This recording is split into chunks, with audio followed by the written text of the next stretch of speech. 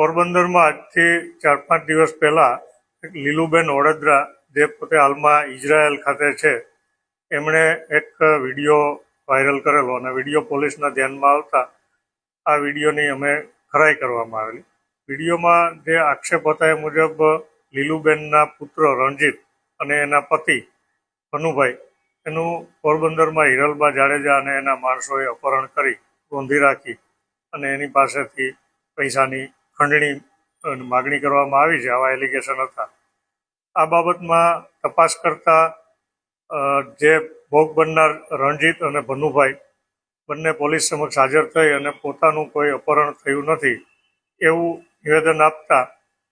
આ બાબતમાં પોલીસે તપાસ પૂર્ણ કરેલી. પરંતુ અમને આ નિવેદનો શંકાસ્પદ લાગતા પોલીસે ઝીણવટભરી તપાસ ચાલુ રાખેલી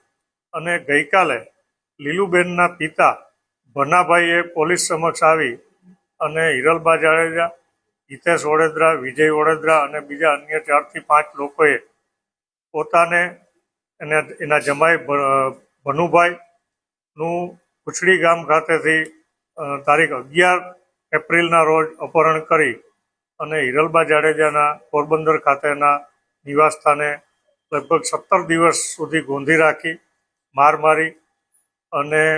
મારી નાખવાની ધમકી આપી અને એમની પાસેથી પૈસાની ઉઘરાણી કરતા આક્ષેપ કરતું ગઈકાલે અમને ફરિયાદ આપતા તાત્કાલિક મરીન હાર્બર પોલીસ સ્ટેશન ખાતે